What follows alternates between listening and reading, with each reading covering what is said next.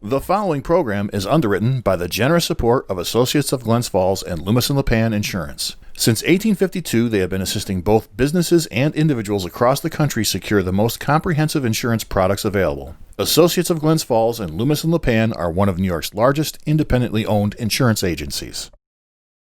Public affairs programming on Look TV is underwritten by the generous support of Pinnell's Restaurant, classic Italian American food since 1922, and Stored Tech, technology solutions for computers, networks, and phone. Stored Tech, your technology, our passion.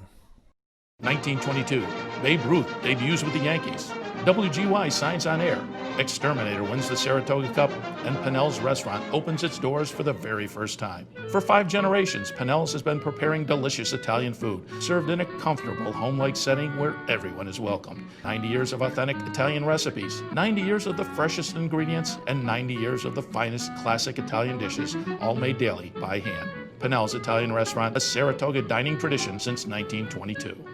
Most cybersecurity firms deal only with prevention, the systems that block hackers and viruses.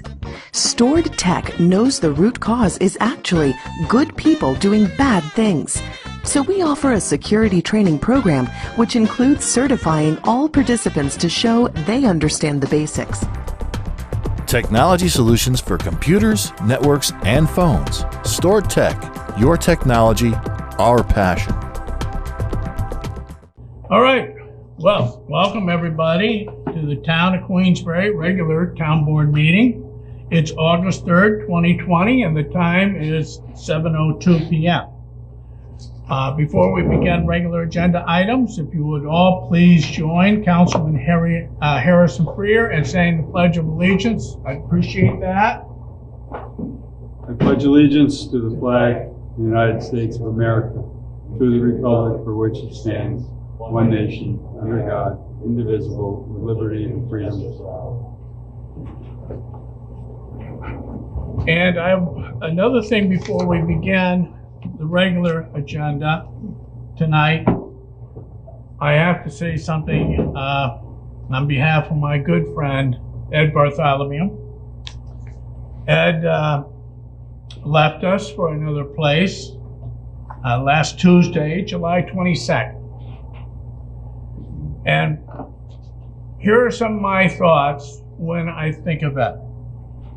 My first thought is, I know a few who have done so much. His scope was never narrow. He made the pieces fit, from economic development to environmental preservation. Ed, at 70 years old, was just peaking. His ability to get the job done, bring home to our greater community projects and funding that make our economic and environmental world. He was a synthesis of all that he had been. Glens Falls High School athletic star, attorney, mayor, advisor to many of our New York State legislation representatives, and most recently as Warren County's economic czar. Whether a Democrat, conservative, or Republican from Albany or Warren County, he was a friend and an anchor to all. And he was connected. All his experiences, all of his networking, he was connected to the important issues of our greater community and connected to the folks in Albany that can help him make solutions happen. Ed's accomplishments were numerous. He helped create the Civic Center, bring baseball and hockey to the region, develop and promoted local businesses, secured local public transit system, and obtained plenty of grant funding, like the $10 million in revitalization funds for our downtown.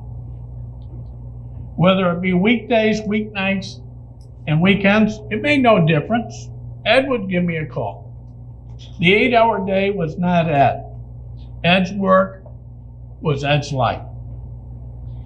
Even though Ed's current presence is not earthly, we can rest assured that he is making things happen in heaven, and that their quality of life up there is on its way to being much grander. Thank you, Ed. Can we please have a moment of silence for Ed?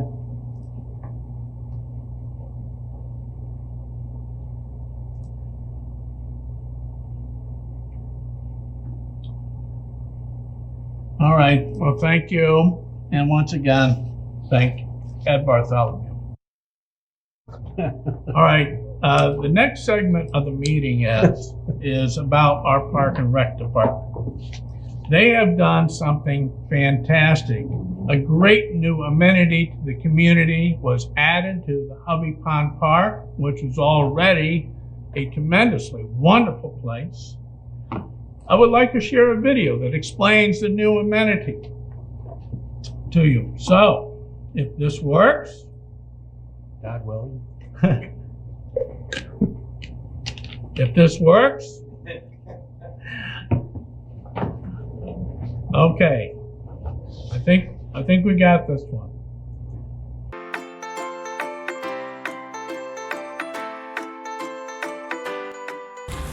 On behalf of the department, the Recreation Commission, and the Town Board, I'm very excited to officially dedicate and offer these wonderful new amenities to the community. Work took over 3 months to complete and was 3 years in planning. The new park features at Hovey Pond include a brand new 9,400 square foot play area that features barrier-free equipment, safety fencing, tables and benches, as well as a specialized safety service center. We are calling it the New Freedom Park and was nearly 4 years in planning.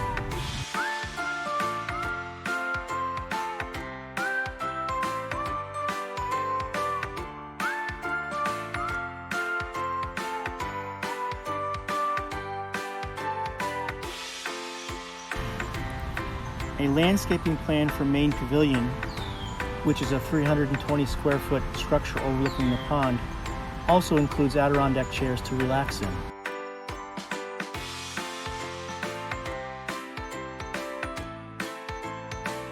A memorial garden that features benches for a tranquil setting, as well as 4 granite memorials, which feature 4-inch by 6-inch memorial plaques dedicated to loved ones.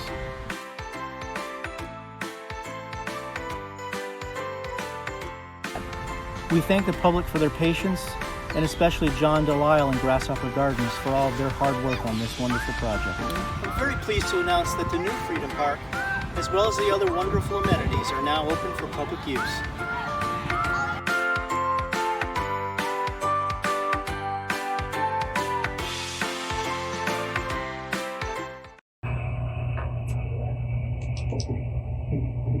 Now, if the lights work, we'll turn them on.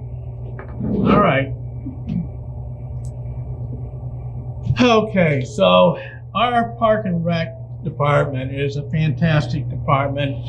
And so we have the director is Steve Levering, assistant director is Lori O'Shaughnessy, Q Club director is Jennifer Berchi France, aquatic supervisor is Gary Crossman, our secretary is Simone Ramsey, our Recreation Commission members, Frank Cabana, chairperson, Wendy Matthews, Amanda Moore, Judy Gorowski, Todd Eichler, Craig Hewitt, and John Mossing. Wonderful job, everybody. And so I wanted to thank them. I wanted the public to be a know of their good works. And so I wanted to share that with you today. Okay, now we can get on to the other agenda items. Resolutions. We have no public hearings tonight. And resolutions. And I will go through and describe the resolutions. We have 10 of them tonight. I'll describe each one. And if the public wishes to speak to any of those resolutions, I will give them an opportunity when I get done describing them. And if you have a question about another town issue that's not related to the resolutions, I will give you an opportunity to do that later in the meeting. This segment of the meeting pertains to just the resolutions. So if you're on Zoom, you can raise your little blue hand. Let me know that you have a question. If you are on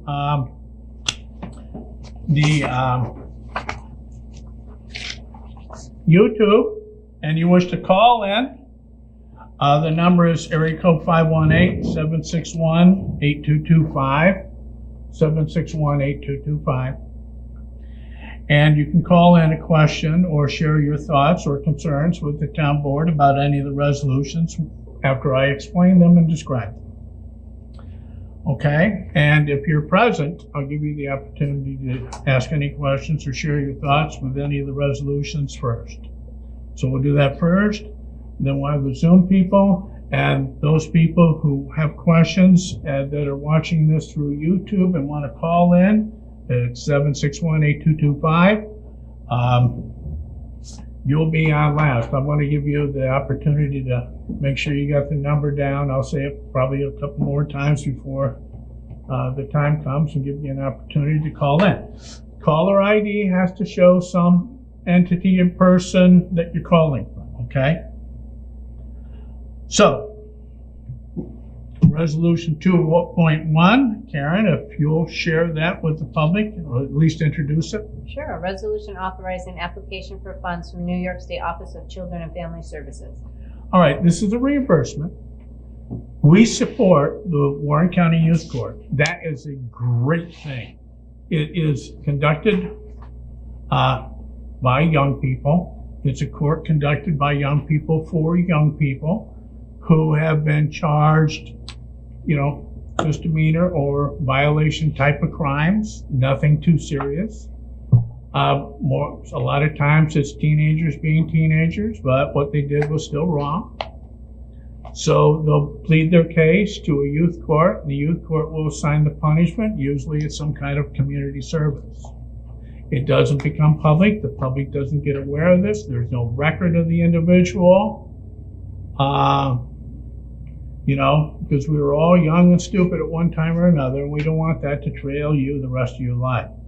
So it's a great institution Warren County has put forward, and we help support it. So this is asking for grant money to reimburse for the money that we're putting towards that, if the town board approves it tonight. 2.2, please, Karen. Resolution authorizing outsourcing of milling and or paving work and purchase of related materials to Peckham companies. All right. This is outsourcing for a total of $457,408.88 in accordance with Peckham's July 17, 2020 proposal. And in this, New York State bidding is not required, as such work is under the New York State Office of General Services Group number 31502 and award 23148. And if we need to, we'll change orders up to 5%. Just about every job has something that was not foreseeable, could not be foreseeable. And when it comes up in construction, you want to do it right, and it may cost a little extra money to do it right. So there's an additional 5% or $22,870 set aside for the unforeseens, change orders as they're sometimes called. And the roads that this will pave are Garrison Road, Gurney Lane, and Highland Spring Way. Resolution 2.3. Resolution authorizing renewal of ARC GIS desktop software maintenance contract with SRI Inc. That's right. So our GIS software maintenance contract calls for an annual renewal, and this year is pretty much the same as other years, $11,100. This is the type of thing that we use in the town to give excellent presentations on property analysis, property portrayals, and so forth. And our GIS guy, George Hilton, is just a wonderful master of this program, but we have to renew it every year. All right, Resolution 2.4. Resolution setting public hearing on 2021 through 2025 Fire Protection Service Agreement between Town of Queensbury and South Queensbury Volunteer Fire Company, Inc. All right, it's time to renew the fire contracts. They're all up except for West Glens Falls. We did theirs a short time ago. But this is South Queensbury. It's 2% increase of the aggregate for the next 5 years. Now, they had to have a 5-year contract because they are rehabbing the building that's located on Dix Avenue. Their fire building has long needed rehabbing. We originally thought that maybe we could afford a new building. That turned out to be very expensive. we thought that we might put an addition on. That turned out to be too expensive. What turned out to be affordable in that they could live with this capital program with the budget that we present them, the same budget we present everybody, a 2% increase above the aggregate. But the bank insists on a 5-year agreement. So we got one for the years 21, 22, 23, 24, and 25. And they are $383,812 for 2021. 2022 was $391,488. 2023, $399,318. 2024 is $407,304.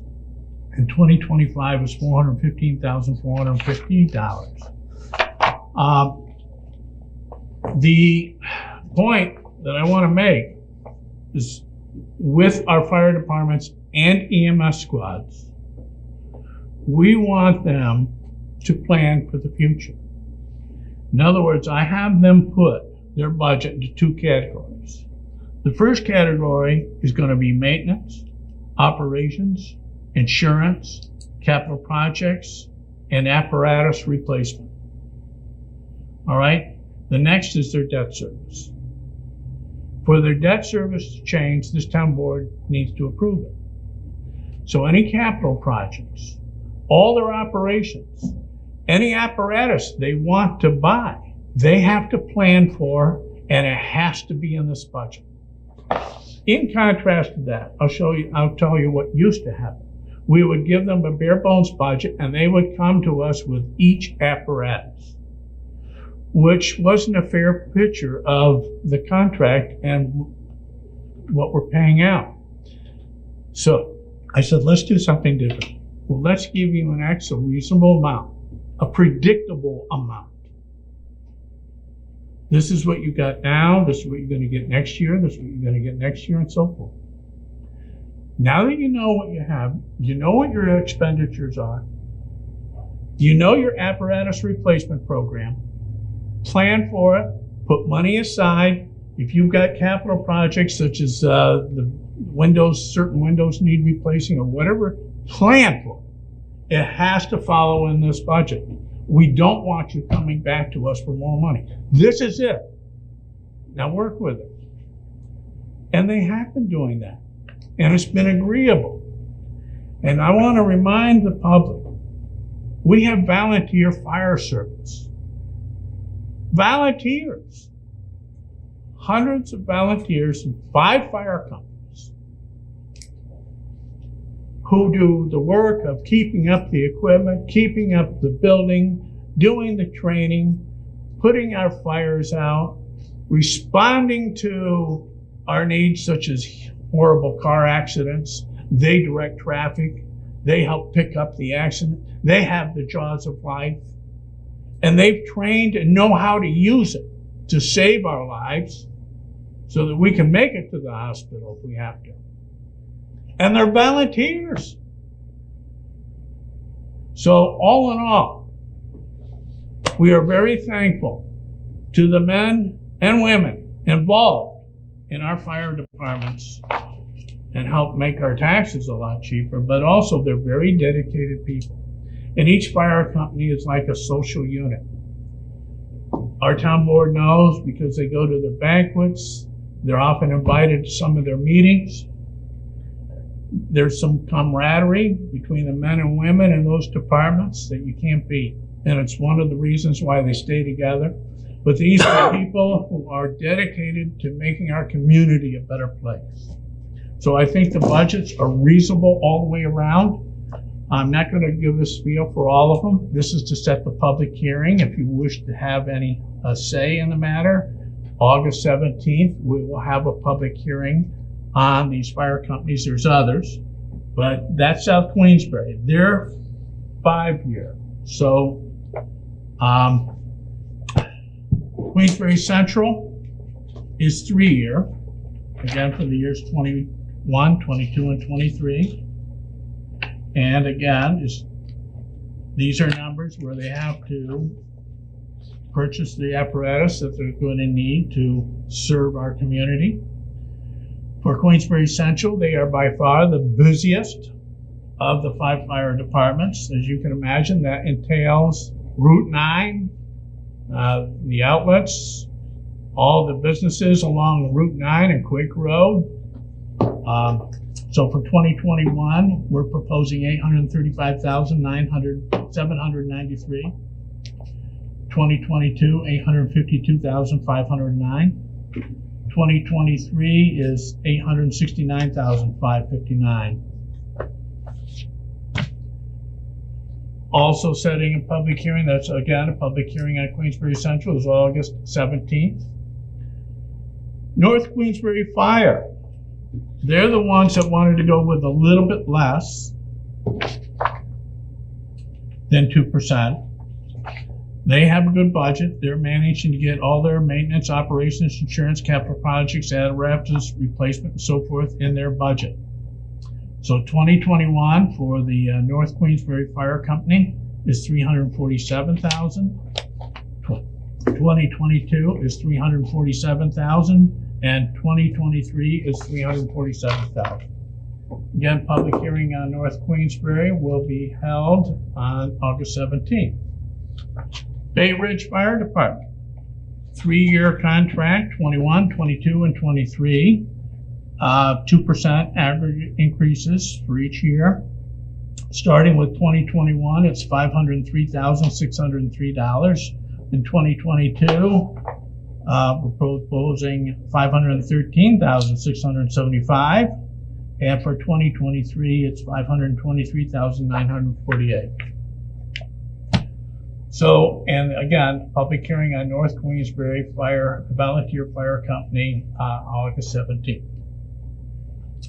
Resolution 2.6. Resolution authorizing change order number 001 to contract with Hewitt Young Electric LLC in connection with Highway Garage Capital Project. All right. Well, again, we have a multi-million-dollar garage going up. We have a very good engineering firm, CT Mount. We have a very good company overseeing the project, Chase & Companies. I think we're doing everything right.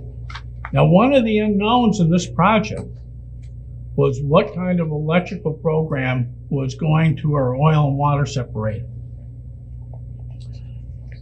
All right, well, it turned out that what was there was insufficient for the bigger program that we need, because we have a bigger garage. We're demanding more in our oil water separator.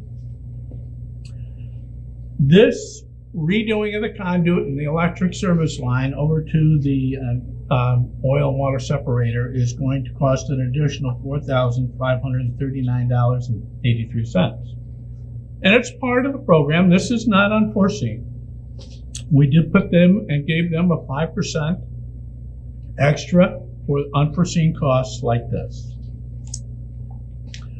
2.7, Karen, please. Resolution authorizing seeking of bids through New York State Office of General Services Procurement Program or local bid for truck for water department. All right, the water department will like a 2020 or newer 3/4 ton F-250 Super Duty or equivalent pickup truck for the water department to replace a 2009 Ford Ranger pickup truck with 95,000 miles. 2.8.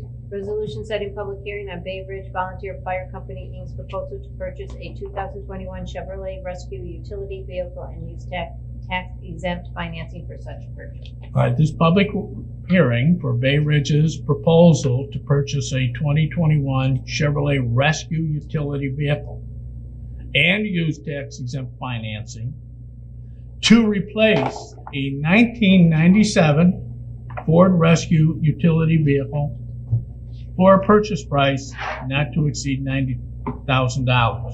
This new 2021 Chevrolet Rescue utility vehicle. All right, so they have the financing pretty much up. They are not asking for any extra money.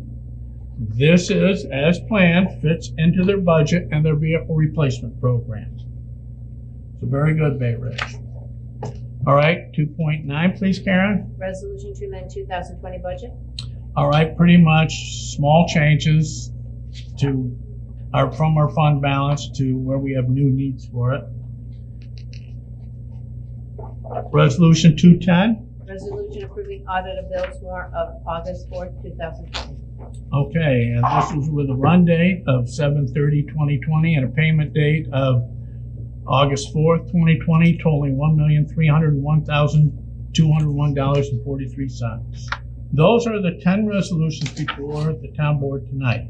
So, before we ask the public if they have any thoughts, comments, questions, etc. on those 10 resolutions prepared to us, does the town board have any thoughts they wish to share? Person prayer. So, do we have any insight into how the maintenance garage or the highway garage is going? I understand that this is par for the course with change orders, but do we know do you have a sense of how it's going, or do we have a schedule, 50% complete, 90% complete? Is there a schedule that we could get access to for that? Well, there is a forthcoming meeting where we're going to talk about the state of it right now. They are slightly ahead of schedule. Okay. And they were looking at possibly November for completion. They may be completed earlier than that, which is good because it snowed in November last year. Right. We want all our $250,000 snow plows to be maintained properly so that they last longer and they're undercover in a new garage. And I don't know, Amanda, if you saw the old garage. It's deteriorated, it's rotted, it's rusting. You can sit in the accountant people's office and you can see the wave of heat coming out of the building. The insulation is deteriorated. So what we're going to do with the old building, there's a lot of our vehicles and equipment out in the yard. They're now going to be where we house our snowplow trucks. The snowplow trucks are going to go over to the new building. And this older building is going to become cold storage. So rather than sitting out in the elements, they're going to be in a little bit cozier place, unheated. There's still 2 bays of that are going to be used for maintenance of our vehicles, heavy maintenance. Light maintenance can be done in the new garage, like change the oil, check pressure, tire pressure, small stuff. Big stuff is still going to happen in the maintenance base of the garage back there. The rest of the garage, which is probably the other 2/3 of the garage, is going to be for cold storage, not heated.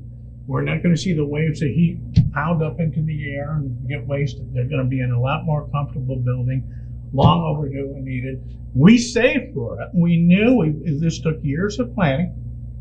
We saved for it.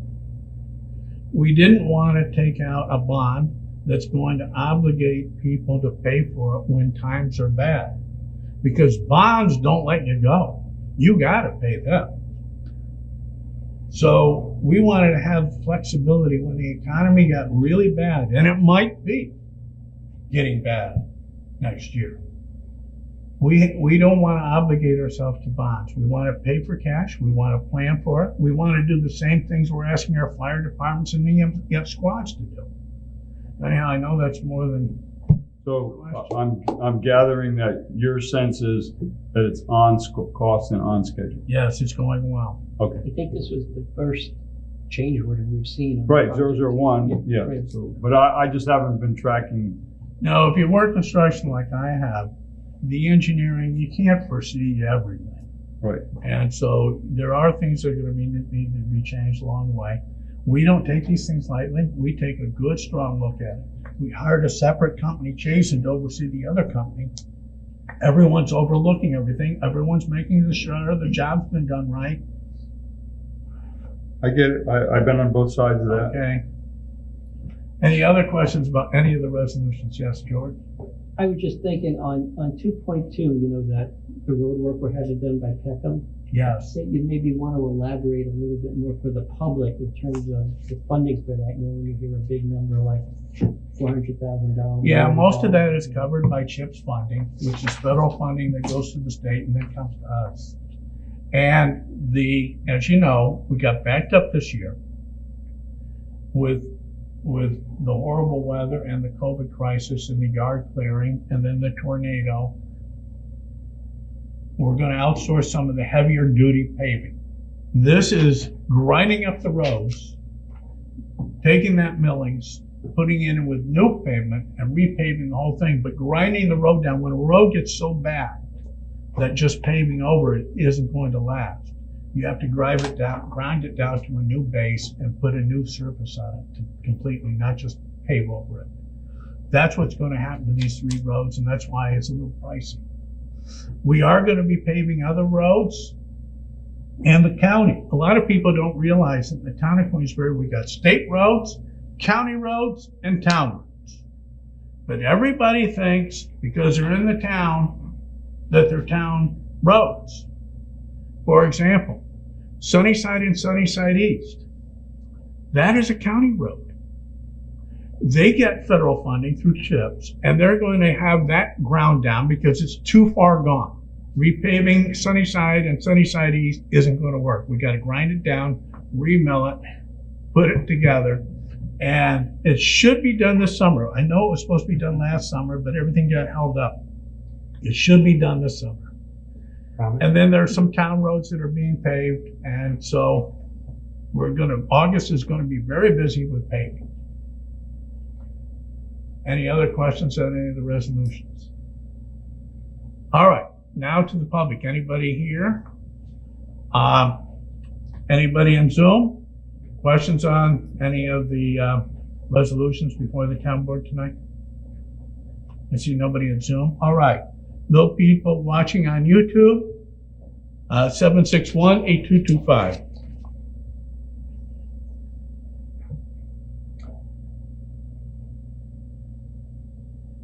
Normally I would fill in this little time period with tidbits of things that I usually try and get rid of, but I guess taking the minutes has turned into be a nightmare because I'm all over the place. Oh. It's not linear enough. So I said I'd refrain, if you're wondering why. All right, well, I think if anybody wanted to call in, they could have called in by now. So I will close privilege of the floor as far as speaking to the resolutions. Any further comments or thoughts, or any resolutions that we wish to have pulled for roll call on behalf of the town board? John, just one more thing about the fire. I mean, I know you emphasized it, but it's so nice to see that the fire departments are concentrating on fire prevention as well, right? I mean, that to me, that's the thing that I like to see most about what our guys are doing is that they're thinking about how to prevent fires and, you know, obviously training to respond. But I think, you know, making sure that we take all the steps to enforce codes and to take on that kind of thing is, in my mind, you know, an important component to our sort of modern volunteer fire department. And our fire marshal, Mike Palmer, who works also for Bay Ridge, he also goes to the schools and talks about fire prevention. But a lot of people don't realize they don't just deal with fires. Those major automobile accidents, for example, the motorcycle accident between exit 20 and 21. We're the first responders. Our fire departments are out there immediately helping the state police and everybody else redirect traffic, because how many times have you had one accident that's going to lead to somebody else getting hurt in another accident? They know how to do that. They get trained to direct traffic. So they go out and they help there. But when we were supposed to get up to 4 inches of rain tomorrow, some basements are going to get flooded. And you know what? Call your local fire department. They will pump you out. They have these big pumpers. They will pump you out. That's what they do. You got the cat in the tree and needs to get down, you know. But people don't realize all the things and services they provide for our community. All right. I talked too much. Okay, if there's no further thoughts on behalf of the town board, I'll entertain a motion to approve resolutions 2.1 through 2.10. Moved by Councilperson Medevere, seconded by Councilperson McGee. John, did you close the public hearing? There was no public. Oh, there was no public. Oh, you didn't. Yeah, but thank you, George, because I'm guilty. A lot. So, all right, a roll call vote on those, please. Sure. Councilperson Medivir? Yes. Freer? Yes. Brown? Yes. McGee? Yes. Stroud? Yes. All right, any correspondence, Karen? No. Privilege to the floor. Now, this is an opportunity for you to talk about any town issue. Doesn't have to pertain to the resolutions like the other segment did, any town issue. So let's go people in the house, and then I will go to people on Zoom, and then I will ask the people who are watching YouTube that wish to do a call in at 761-8225. Okay, anybody in-house? Any questions? No questions in-house. Second, Zoom. Raise your little blue hand. Yes. Kim Bender, I will allow to talk. Kim, can you hear me? Yes. Hi, John. Can you hear me? Yes, we can hear you, Kim. You're coming in nice and loud. Great. I am with Select Sotheby's International Realty, and I have a buyer for lot 14, Big Boom Road. And I just wanted to know when it's going to be included in the watershed district. It should get included in the watershed district probably within the next month. Okay. Yeah, I so just we're wanted waiting. to know what to tell my buyer. Yes, tell your buyer that it will be put into the water district. We don't have a problem with that. And we'll try and get to it, if not the end of this month, the beginning of September. But I'll try and get to it this month, okay? Great. I really appreciate that. Thank you so much. You're welcome, Kim. All right. Anything else, Kim? Nope, that's it. All right. Thank you. You're welcome. Anybody else on Zoom wish to speak to the town board about any town topic? Put your little blue hand up. All right, seeing none on Zoom, YouTube. Area code 518-761-8225. And Peter, you're able to get that on the screen so we don't have to do the thing on the chair. See, we're advancing this this high-tech stuff. Yeah. Got off to a little bit of a rough start today, but I'm not doing all my fillers, Karen, see? Nothing. All right, so I'm not hearing anything from the public who are watching this through YouTube and want to call in. So let's go to town board discussions. Let's start off with Amanda. Anything? You don't have to have something. No, I do have a question. Good. Is The there question to is me. yes. Okay. Is there an update on the bear? No, nobody has heard from the bear since the last time. The last time we had a bear occurrence in a Gurney Lane Park, and we had one elsewhere where on the side of West Mountain area. We've had them on the Rush Pond Trail, but this one wasn't. It was another part of the along West Mountain Road. Saw a bear and two cubs, and haven't heard anything new on the bear. So still no filling bird feeders? Well, the bird feeders is what they'll steal. They've done it to our bird feeder.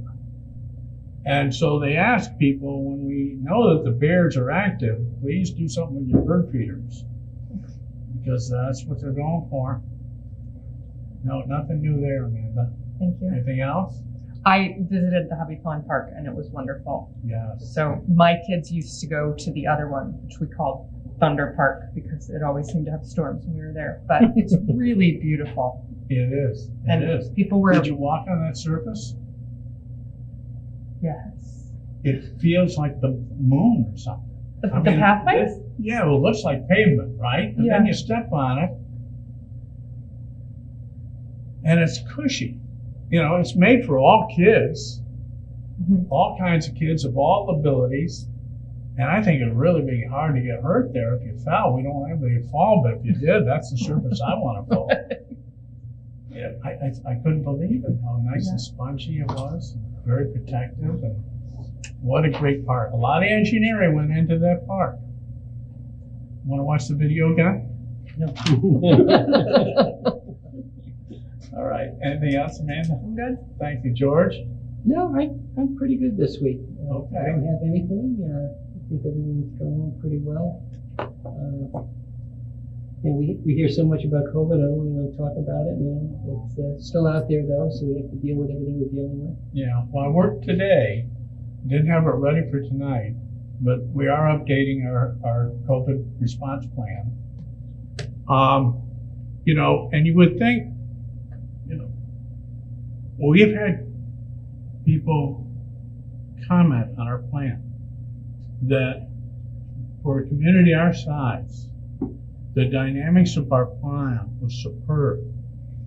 This is somebody from the Capital Region saying, I know communities that have gone to Queensbury, reviewed our COVID plan, and stole parts of it. I said, that's okay. That's good.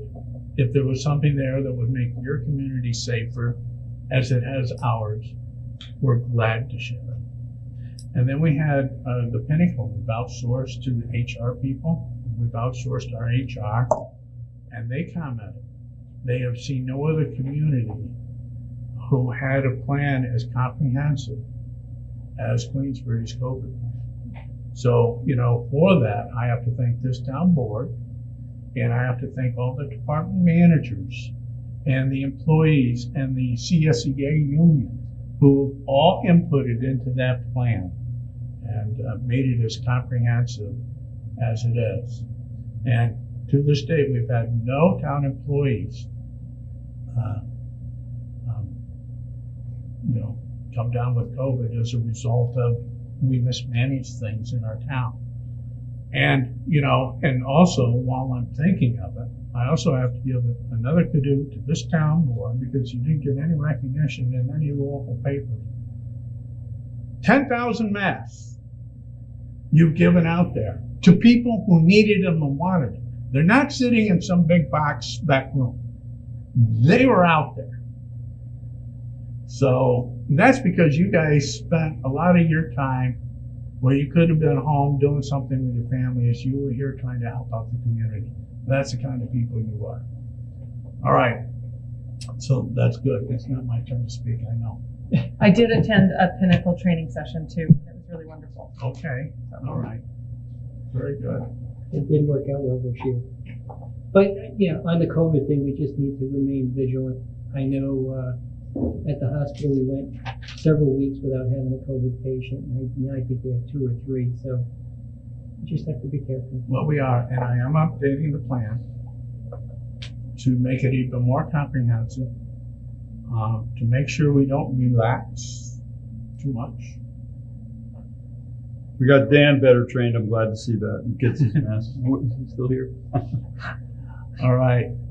Harrison, anything? Yeah, 2 things. A couple of weeks ago, I got a call from a neighbor asking me if I heard shots being fired in my neighborhood. I said, no. I was sitting out on my porch last night and I heard what could have been shots being fired and walked out my front door and saw that they were shooting fireworks across the street. So luckily I had my neighbor's phone number in my phone and was able to call her and say that we're not having gunfire, it's just fireworks. And but that gets to the point of, I think we're hearing people complain about late night noise. And I think somewhere along the line, we're going to have to get together and figure out whether we're going to implement a broader noise / nuisance law. This was at 9 o'clock, so I wasn't too disturbed. I just wanted to get to the bottom of whether it was shots being fired. But I know we had started working on a nuisance law last year, and but I just throw that out to people. If they have feedback for us, I think it's important that if we're going to come up with some kind of law, that we ask for input on, what's a reasonable time to have quiet hours and what does that entail and how do we implement it so it's enforceable and not, get wrapped around axles with bad government, but I get the sense that we at least need to, have some kind of discussion about that. The second topic, I know I'm beating a dead horse on, but we keep getting community input that speeding and traffic danger is an issue, and how do we improve that? I know we talked about having a committee set up, and then COVID got in the way. I continue to get complaints, and I know others have, about how can we do a better job with, speeding, and enforcement's part of it, but I think just making people aware that there's kids out there, and that, trying to make sure that we teach our young people that texting and driving is bad juju would help. So that's all. Well, on the fireworks thing, most of those boom boom glow in the sky fireworks, not most, they're illegal. You're allowed the little sparkler, but beyond that, they're illegal. You bought them in another state, you didn't buy them in this state, and you knew they were illegal, and you're letting them up, and it's not even 4th of July, and it's 10:30 at night. All right, so people think that because, the smaller fireworks are legal, all fireworks are legal. That's not true. And again, we approve major firework events like the ones at West Mountain or the ones at Great Escape have and so forth. And they're done by professionals. And the other controls of the other fireworks is really a county level thing. But Mike Palmer will go out there and he'll do what he can for us council persons if there's a problem. He'll go out and try and tell them it's illegal, you can't do it. But the noise ordinance. So, we could task our town council, who's present, and I don't think it's a fair thing to task them with, a noise ordinance that's workable. I've got one. You do? Yeah, I'm telling you. All right, run it by town council. He doesn't think I can do it, but I can do this. We just need to get together at some point and do it. All right, because, as Harrison pointed out, that is a big issue, along with road speed. And it has nothing to do with decibels. So we'll sit down and talk about it when we get together. I think it's a doable solution. Okay, Without decibel meter. all right. We do have a workshop. Well, we have one on the 12th, Can't wait. but that's two things. And then we have to give up the room because it's being used by the seniors. So we have two issues to deal with on the 12th that I think will take most of the hour that were allocated. But I do have another workshop, I think with September 21st. Yes. Okay, I can put you on the agenda. I'll have it ready by then. All right. All right? Yep. Gives me a month and a half. Anything else? Oh, I got a lot. Okay, go. You sure you want to call on me tonight?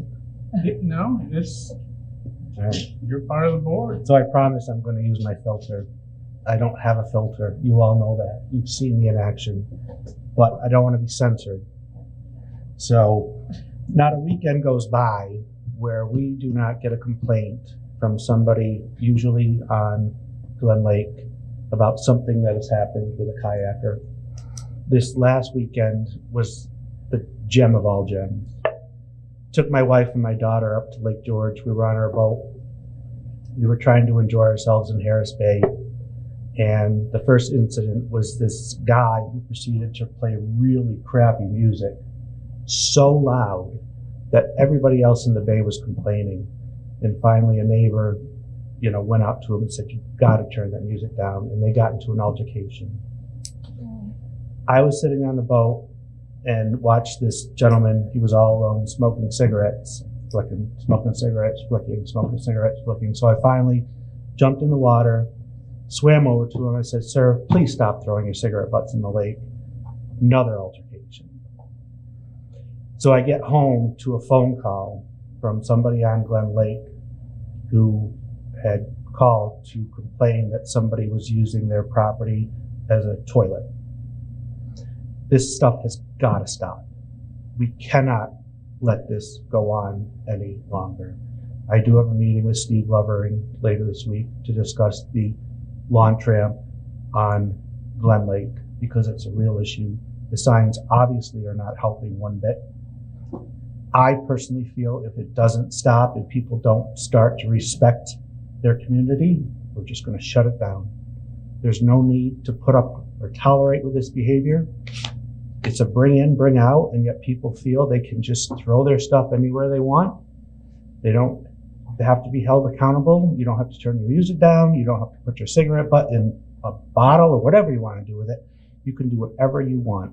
It's got to stop. It's just got to stop.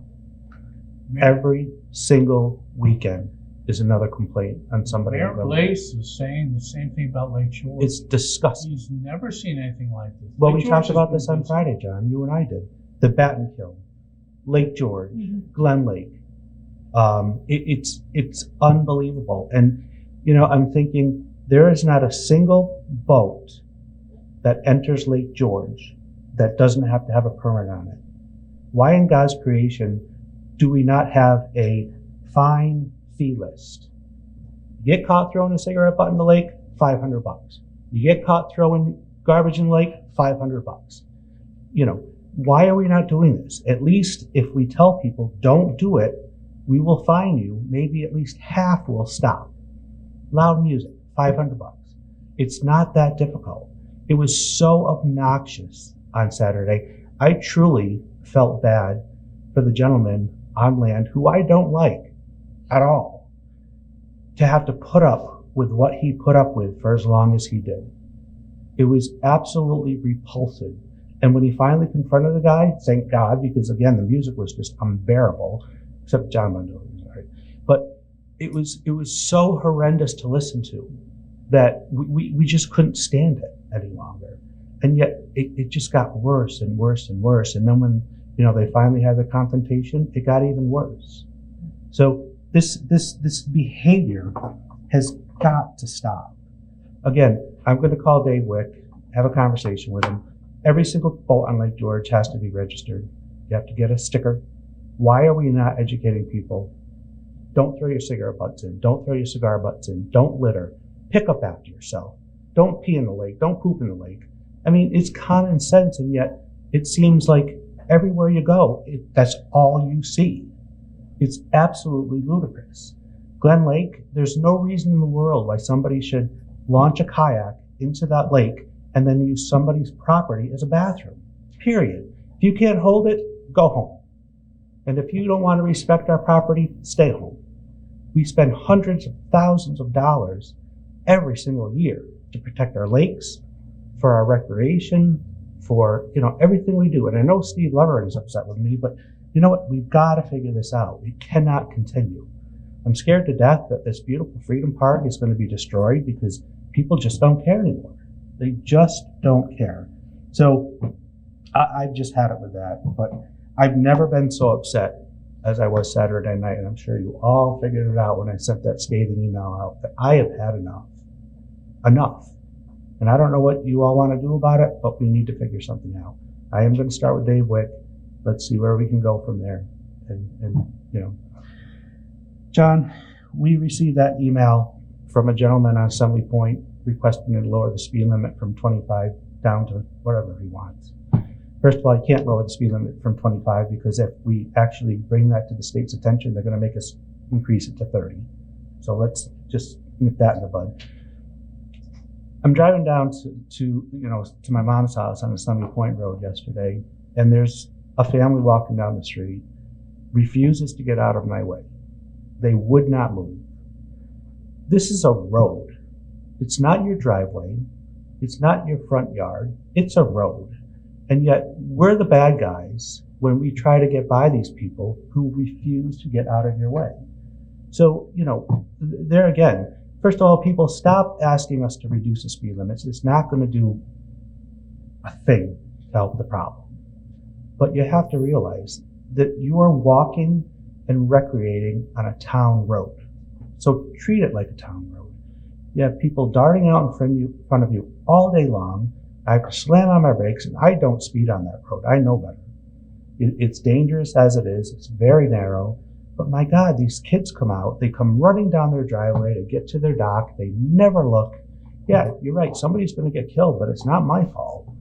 It's these kids and these parents who think that they're invincible and that they don't have to get out of people's way. And it's got to stop.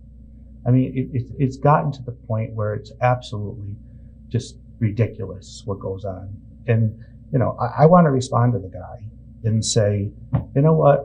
This isn't our problem. This is your problem.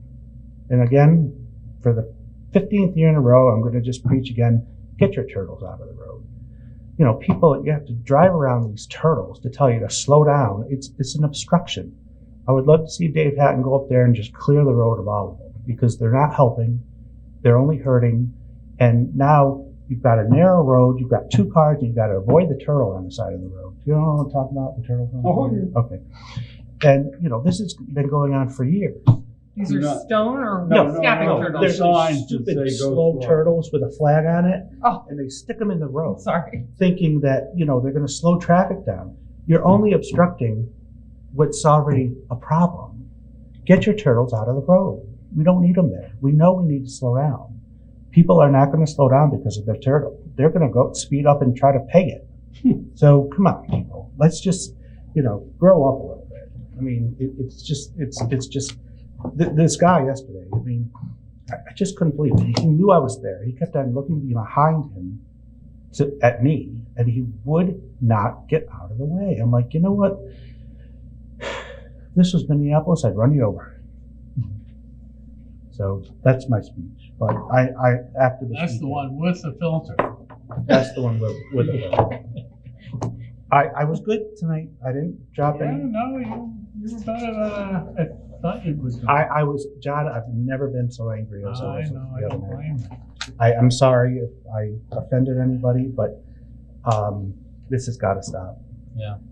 You know, we live in a beautiful area, and I just cannot believe that people can disrespect it as much as they do.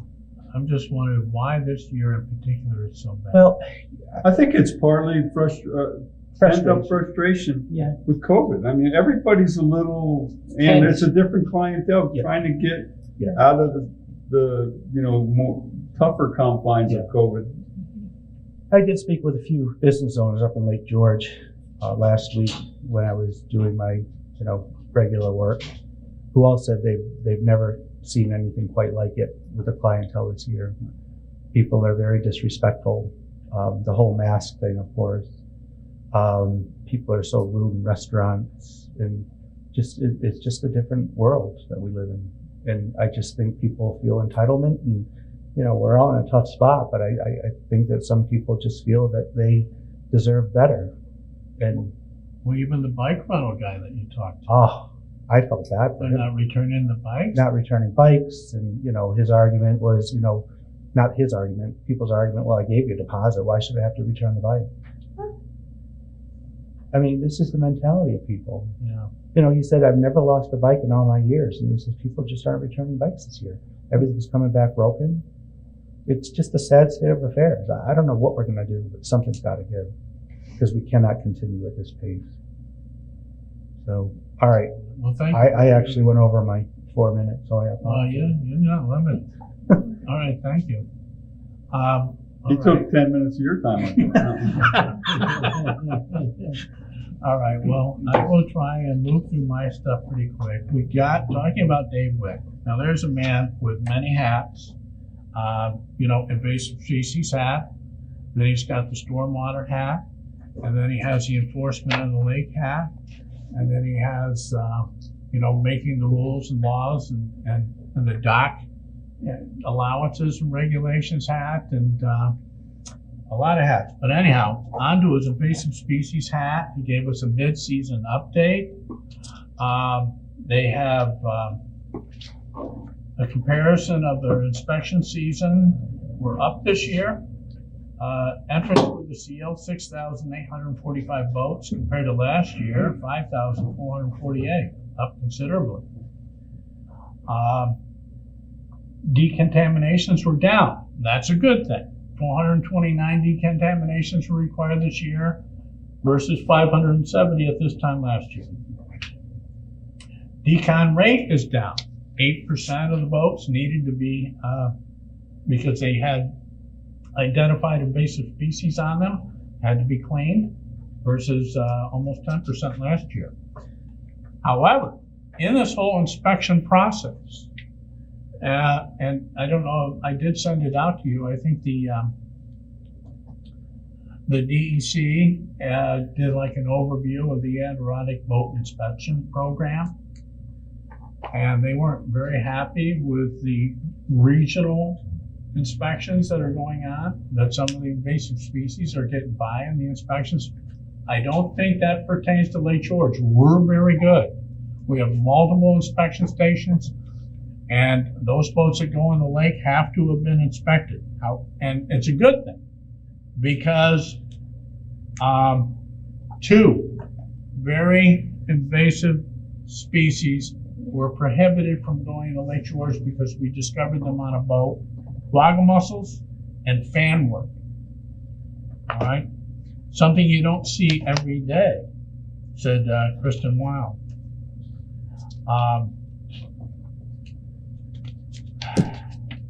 Fanworm, when established, can quickly form dense stands. They are a weed, an aquatic weed. The plant is among the first to start growing as soon as the ice goes out. Very aggressive.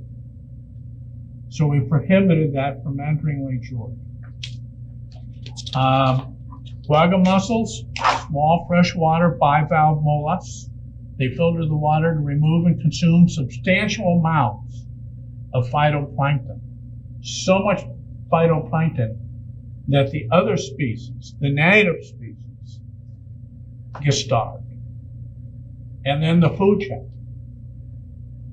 So they were prohibited from going into Lake George because we have this boat inspection program that a lot of people, more and more people, are saying that every freshwater lake in New York State, every boat that goes into every freshwater body in New York State should be inspected. There's no reason why. One of these boats, I don't remember which one, that had one of the 2 invasive species came from the St. Lawrence River, for example. All right, so talking about water bodies, let's talk about Bob Hunts. Bob Hunts, who has been the caretaker of Lake Sunnyside for decades, is now stepping down. But he sent me an email, and I sent him one back, and I shared it with the town board. Dear John, this email is to inform you that the Protective Association for Lake Sunnyside and the Sunnyside Tax District Advisory Committee has decided to recommend that the 2021 tax rate for the district remain the same as the 2020 rate. We would like to thank you and the town board for their support of Lake Sunnyside and our efforts to maintain our lake for the enjoyable use of our residents. We are still working on fighting milfoil as a major problem impacting the lake. The tax district provides us with the funding for this harvesting project in an equitable way for our residents. I would like to inform you that I have decided to step down after serving for 22 years as the president of the Protective Association of Lake Sunnyside. I will continue to serve as the vice president. Eric Sage, a property owner on Lake Sunnyside, will serve as the new president. Eric has a great interest in and knowledge of lake ecology and will lead the Lake Association with the best interest of the lake in mind. I would like to thank you for your support of our association over the years. We have been well supported by all town board members. Sunnyside, and I would like to offer a special thanks to Tony Medevue, who has been very supportive. Going back several years, former town supervisor Dan Stack helped Lake Sunnyside survive through some of the trying times in dealing with invasive plants. John, support Eric Sage as he leads the Protective Association for Lake Sunnyside in the coming years as he works to keep Lake Sunnyside the gem it is at the foothills of the Adirondack. Thank you. And I wrote back to Bob. I said, thank you, Bob. I know of no other individual who has done more for Lake Sunnyside's environmental health and the adjacent residents' quality of life than you. You are truly one of the town of Queensbury's most noteworthy leaders. Your services will be missed, but we hope this allows you more deserved free time to enjoy. Thank you, John. All right, so Bob Huntz deserves all the credit he does. He's worked very hard for Lake Sunnyside. All right, talking about people who work very hard, we have to talk about Town Clerk Caroline Barber.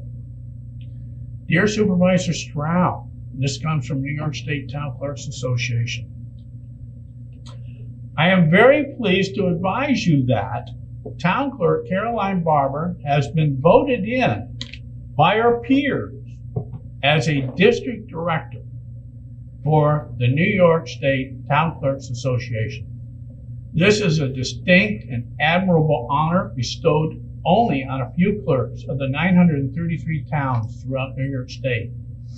In this leadership position, Caroline will mentor clerks and be a liaison between the counties of Fulton, Hamilton, Herkimer, Montgomery, Saratoga, Warren, Washington, and the State Association, District 4, which she will represent. We will be well served by her experience. Caroline's term will run from July 1st, 2020 to June 30th, 2023. Please join me in congratulating Caroline for reaching a milestone in her career. And I think we, as the town board, share the same congratulations to Caroline for her fine efforts as town clerk for the town of Queensbury. Okay. Yeah, all right. Don't need to repeat this. Tony already talked about the issues we've been seeing over on Glen Lake.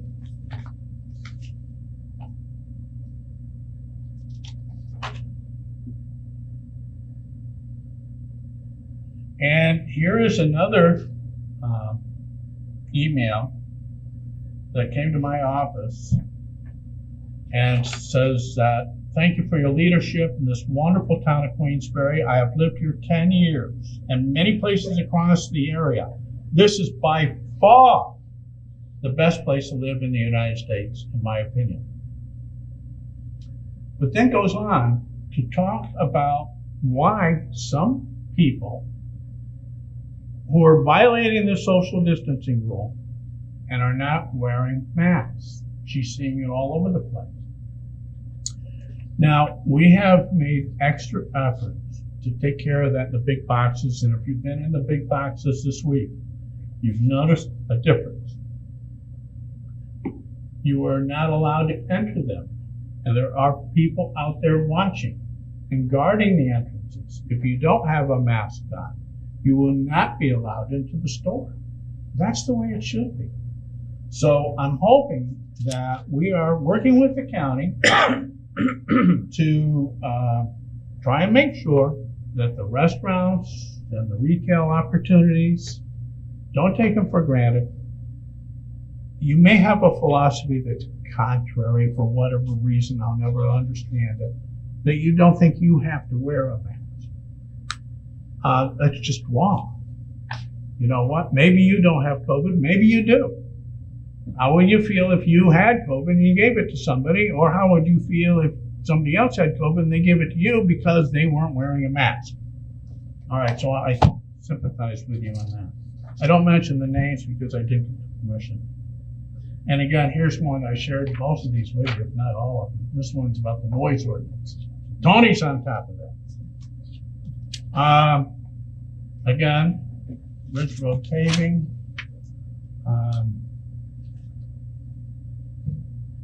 Oh, here's one.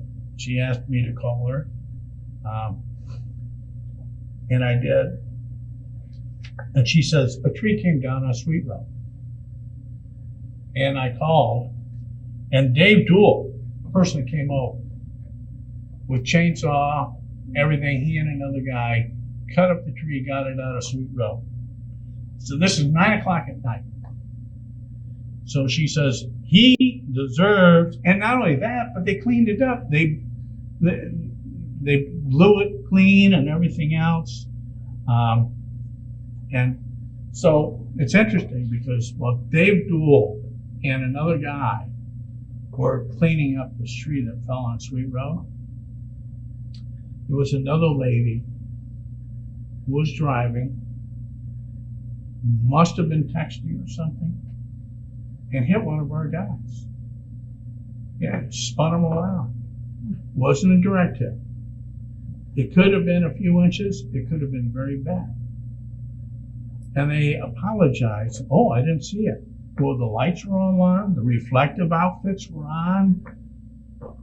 You know, the activity, the lights were flashing on the trucks. I mean, hello. Obviously, she wasn't paying attention. Folks, that's how you hurt people. When you're driving, please just drive. We can add that to the list, huh, Tony? All right. All right, our census is good. 66% of you have gone out and either fill out the form and sent it in or gone on the website and filled it in. It takes like 10 minutes. Okay? Easy. And they don't ask you things that are too personal. Don't worry about it. They just need to know who you are, where you live. 66%. All right, so that means 34% of you still out there. It's not too late.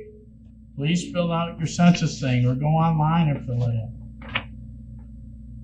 And last, we received our rebates for our $5,000 for the fully electric leads that's used by the water and superintendent and wastewater director, Chris Harrington, and $2,500 for our Subaru hybrid. So we'll get the other rebates later, but we're getting the rebates on our cars, finally. New York State takes its time, but we get them. Okay, and that's it for me. So, anything else for the good of the order? Just a shout out to Dave Dool. Guy's does Yeah. an amazing job. Yeah. Everything that he does, and his guys, just really top notch people. Well, tomorrow, we're supposed to get up to 4 inches of rain. And Okay? I can't say the name of that hurricane. If you can help me, fine. ICS, yeah. Alicia's? No, it's not. It starts with an I, but then it goes into All right, I'll call him Isaac because that's what. Okay? ICS. I don't know who got that name or where. I've never seen it before. I don't want to see it They again. said it's the most confusing hurricane name in the history of naming hurricanes. Okay, I'll second that motion.